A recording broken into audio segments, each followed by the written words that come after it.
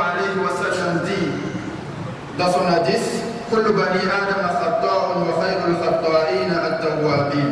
Tous les fils d'Adam sont des pécheurs et le meilleur des pécheurs est le repentir. Chers frères et sœurs en islam, Allah subhanahu wa ta'ala nous a créé imparfait. Il dit wa khuliqa al-insanu da'ifa. L'être humain a été créé faible. Allah subhanahu wa ta'ala sait que nous allons aller vers les péchés. Alors il a instauré le repentir. Que tout être humain, tout musulman doit le faire toujours, comme le prophète sallallahu alayhi wa sallam le dit, lui-même il le fait chaque jour plus de 70 fois. Tout être humain, tout fils d'Adam est un pécheur. Tous les jours quand on se lève, on va faire des péchés. Mais le meilleur des pécheurs, c'est celui qui se répand vers Allah subhanahu wa ta'ala, qui reconnaît ses torts envers Allah subhanahu wa ta'ala, qui reconnaît qu'il a fait de tort à telle personne, ou de tort à lui-même ou à Allah subhanahu wa ta'ala. Et il sait de se repentir. Et par jour, il se repentit plusieurs fois. Donc c'est celui-là le meilleur des êtres humains. Chers frères et sœurs en islam, alors si on doit se repentir, comment est-ce qu'il faut se repentir? Quelles sont les conditions de repentance?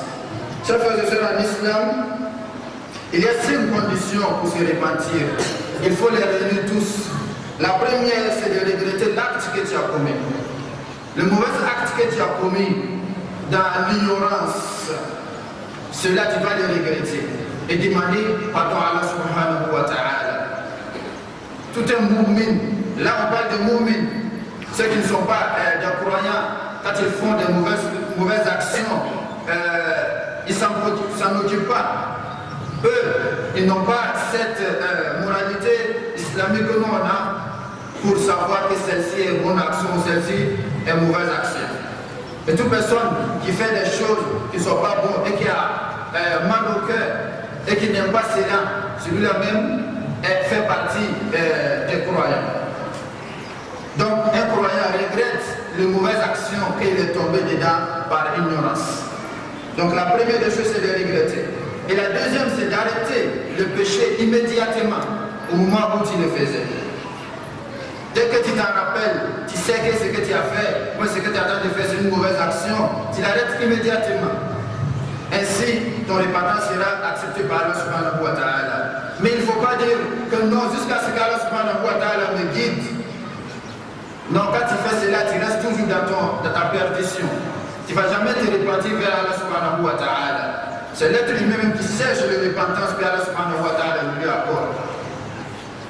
C'est l'être lui-même qui prend la décision de devenir envers Allah subhanahu wa ta'ala et Allah l'accepte en le guidant vers le droit chemin. Donc, celui qui a su que ce qu'il attend de faire, c'est une mauvaise action, il doit l'arrêter immédiatement et ne pas attendre et dire non, je vais continuer, si je reviens vieux, je vais me repentir. Je reviens vieux, je vais aller à la mosquée toujours.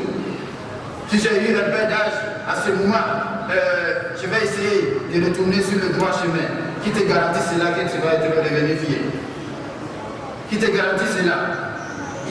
A-t-il pris des engagements avec Allah subhanahu wa ta'ala? L'a-t-il rencontré et puis il t'a dit que non, c'est dans cet âge-là que tu vas arriver? Non, personne ne sait quand est-ce qu'il va retourner vers son Seigneur Allah subhanahu wa ta'ala. Que l'on soit jeune ou vieux, on doit toujours se repentir avec Allah subhanahu wa ta'ala. Essayer de se garder sur le droit chemin. On ne doit pas jamais attendre la repentance. Dès que tu as fait une mauvaise action, tu t'as rendu compte, commence à istighfar. Commence à istighfar, demande pardon à Allah subhanahu wa ta'ala immédiatement. Et la troisième condition, ne plus retourner au péché. Celui qui le fait et qui se rend compte doit prendre une décision ferme de ne plus jamais retourner sur ce péché-là. Mais certaines personnes commettent le péché tout de suite et elles commencent à faire ça là. Mais en vérité, dans son cœur même, il sait que tout de suite, s'il se lève, il va aller encore dans ce péché. Il n'a même pas pris une décision ferme de laisser ce péché-là. Si l'occasion se représente, il sait vraiment lui-même qu'il va repartir dedans. Avec connaissance, il sait même que c'est un péché, mais il va le faire quand même. Donc celui-là, son repentance n'est pas complet. Il doit prendre une décision ferme de ne plus retourner dans ce péché-là. Par exemple, une personne qui travaille et que dans son service, il a commis une corruption aujourd'hui. Il a demandé pardon à Allah subhanahu wa ta'ala.